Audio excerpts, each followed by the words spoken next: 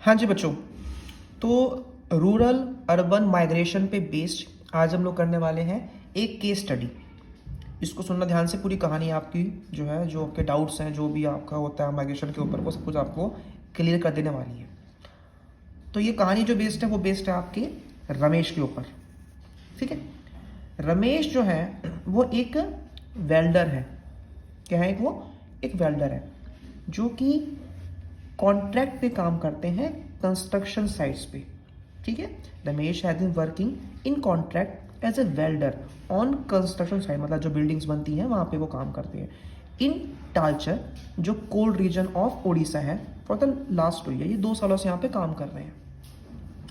He move with contractor to various places.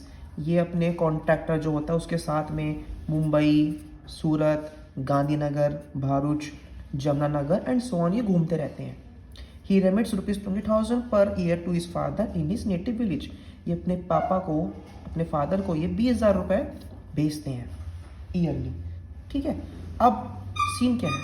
अब यहाँ पे सीन जो आता है वो यहाँ पे ही आता है कि the remittances have been mainly used for daily. अब जो ये पैसे उसे भेजते रहते हैं वो अपने डेली के सामान के लिए, डेली हेल्थ केयर के लिए, स्कूलिंग ऑफ चिल्ड्रन, इसमें इस्तेमाल होती है। ठीक है ना, जैसे मतलब वो पैसा भेजते हैं गांव में, तो उन पैसों से आपको ये सब अपने डेली आपका जो सामान आता है या हेल्थ केयर, उस पर आपको यूज़ करते हैं।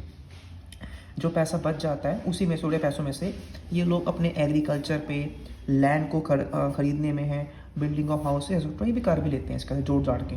The standard of living of Ramesh family improve significantly. Ramesh की फैमिली जैसी आपको अब दिख रही है ना, ऐसी पहली बिल्कुल भी नहीं थी। ठीक है ना, काफ़ी इन्होंने इम्प्रूवमेंट की है। कैसे इम्प्रूवमेंट की है? ऐसे इम्प्रूवमेंट की है कि अगर 15 साल पहले देखते हो, 15 years ago, the situation was not the same. The family was passing through very tough times. काफ़ी मुश्किल का समय लोग देख रहे थे। इनमें 3 भाई थे, 3 of his brothers, and their families had to survive on 3 acres of land.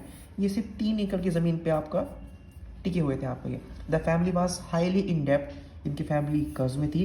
Ramesh had to discontinue he studies after 9th standard. 9वीं कक्षा के बाद में उनको अपनी पढ़ाई छोड़नी पड़ी थी। He was further hard pressed when he got the married. अब उनकी शादी के बाद उनके ऊपर और ज़्यादा जो है वो प्रेशर आ गया था काम का और अपने परिवार को चलाने का। अब क्या हुआ?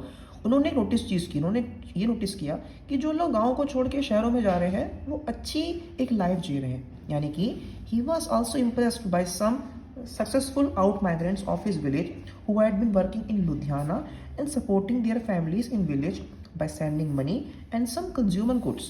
भाई जो उनके गांव के लोग, बहुत से लोग चले गए थे छोड़ के, आपके बाहर गए थे, वहाँ से उनको पैसे भेज रहे थे, तो इनको देख के वो काफ़ी ज़्यादा इंप्रेस हुए थे। ठीक है, due to abject poverty in the family and perceived job promises at Ludhiana, he made a move to Punjab with his friend. अब भैया ये सब कुछ देख दाख के रमेश भी जो है अपने दोस्तों के साथ में पंजाब जो है वो आते हैं आपके।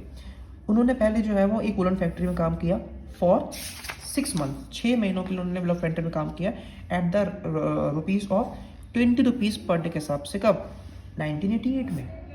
ठीक है, apart from the crisis of managing his personal expenditure from this major income, he was also facing difficulty in assimilation to the new cultural environment. अब देखो, एक तो पैसे कम मिल रहे हैं, दूसरा शहरों का जो एनवायरनमेंट था वो बिल्कुल डिफरेंट था।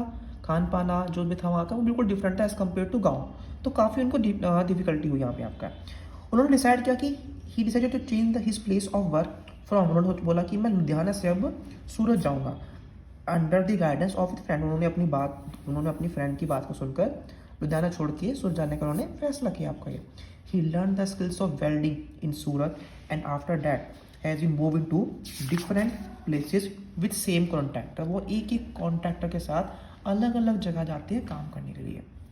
दो the economic condition of Ramesh family at village improve. उनकी अब कर्ज खत्म हो चुका है, उनकी हालात अच्छे हो चुके हैं, but he is bearing the pain of separation of his near. अब वो तो दूरी हो गई है अपने वाइफ से, अपने बच्चों से, वो काफ़ी प्रॉब्लम दे रही है। ही कैन नॉट शिफ्ट, अब वो ये सब कुछ छोड़ के जा सकते भी नहीं है। कहाँ पे? अपने गाँव। क्यों? क्योंकि जो उनकी जॉब है वो कैसी है, वो टेम्परेरी है एंड ट्रांसफरेबल है। मतलब वो अगर छोड़ देंगे ना तो काफ़ी उनको मुश्किलों का सामना दोबारा से करना पड़ेगा। ठीक है बच्चों, तो अब आई थिंक आपको समझ में आ गया होगा कि एक गांव से एक शहर में जो होता है माइग्रेशन वो क्यों होता है, रूरल एरिया से अर्बन एरियाज में माइग्रेशन जो हो रहा है वो क्यों हो रहा है, what is the reason behind that. So that's the reason कि हर किसी को अपनी फैमिली को इम्प्रूव करना है, अपने रिलेशन को इम्प्रूव करना है, अपनी इकोनॉमिक कंडीशंस को इम्प्रूव करना है, इसलिए लोग इस तरह से माइग्रेट हो रहे हैं।